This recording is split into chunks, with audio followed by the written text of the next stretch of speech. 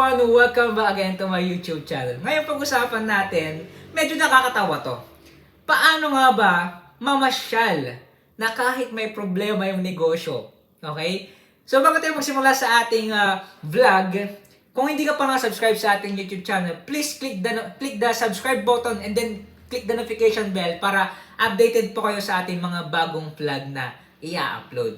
Ngayon, balik na tayo sa ating topic. Kung makita nyo po, yung aming picture, kasama ko yung mga kaibigan po namin at mga mentor po namin, okay? Tinakpan ko lang yung mukha para po hindi issue everything, okay? So, gusto ko lang i-share sa inyo na paano nga ba i-handle yung problema sa negosyo o kaya sa buhay na pwede ka pa rin mamasyal at medyo kakayanin mo pa rin.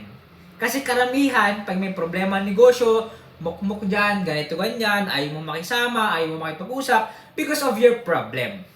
Ngayon, kahit na merong problema yung negosyo mo, pwede ka pa rin mamasyal. Paano? Ito ang sagot. Simple lang. Mag-pray ka, magtiwala ka sa Panginoon, ipagkatiwala mo yung problema mo sa negosyo.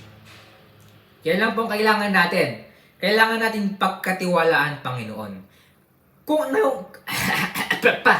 yung iba, nagtiwala sa'yo, nag-invest sa'yo and everything, nagtitiwala sila sa'yo, ikaw, kailangan mo rin magtiwala, especially sa Panginoon.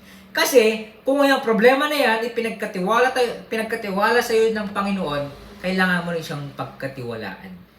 That's we call give and take. Simple lang po, okay? Para maging masaya pa rin yung ating buhay, okay? Sa pagninegosyo. At the same time, sa ating mga sitwasyon na mahirap.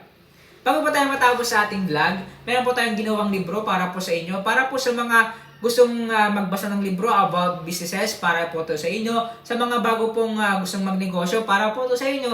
At the same time, may mga problema sa negosyo, para din po ito sa inyo. Medyo mahal po ito, pero worth it at the same time. Dito niyo po malalaman kung bakit mahal itong libro po na ito. Kung gusto pong bumili sa aming libro, click nyo lang po yung aming Facebook page official sa description. Okay? Makita nyo po dyan, click nyo lang po yan, tapos madadirect na po kayo sa aming Facebook page. Mag-message na po kayo dyan, tapos pag-usapan po natin kung paano po natin i-deliver agad-agad itong libro na gusto nyo basahin. Pupilok pa ako. Sorry na. Alright, so dito muna tayo at abangin nyo po yung aming mga exciting video or vlog na i-upload po.